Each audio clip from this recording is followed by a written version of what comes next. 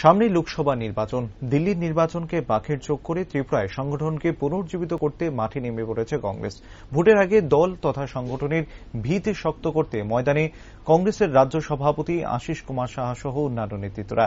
কর্মীদের খোঁজখবর নেওয়া থেকে সংগঠনকে মজবুত করতে ইতিমধ্যে রাজ্যের প্রতিটি জেলা এবং মহকুমা চষে বেড়াচ্ছেন প্রদেশ সভাপতি। রবিবার তিনি গিয়েছিলেন কুমারঘাট মহকুমার পাবিয়াছড়া বিধানসভায়। সেখানে দলীয় অফিসে কর্মীদের নিয়ে বৈঠক করেন আশিস সাহা।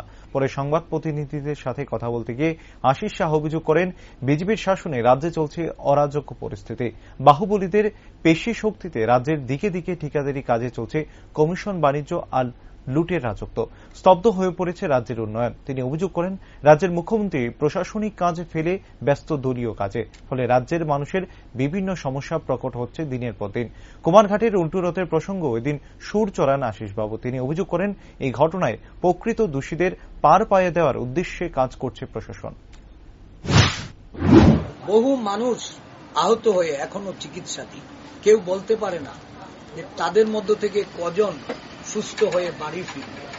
এহেন পরিস্থিতিতে প্রশাসন কিছু মানুষকে অর্থনৈতিকভাবে সহায়তা করে একটা দায়সারাভাবে এই অঞ্চলের মানুষকে তারা আসল যে বিষয়, যে ঘটনা নিয়ে মানুষের মধ্যে ক্ষোভের সঞ্চার হয়েছে, এত বড় কলঙ্কিত ঘটনা ঘটেছে, যার সুষ্ঠু তদন্তের মাধ্যমে যারা এই ঘটনার জন্য দায়ী তাদের বিরুদ্ধে ব্যবস্থা গ্রহণ করার কথা যেটা, সেটা না করে চাইছেন কিভাবে এটাকে ধামাচাপা দেওয়া যায়।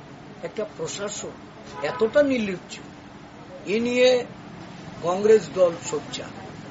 এ নিয়ে আমরা সারা রাজ্যব্যাপী এই প্রশাসনের যে নীরব ভূমিকা, প্রশাসন একপেশেভাবে সারা রাজ্যে পরিচালিত হচ্ছে, তার জন্য আমরা গণ আন্দোলনের প্রস্তুতি নিচ্ছি।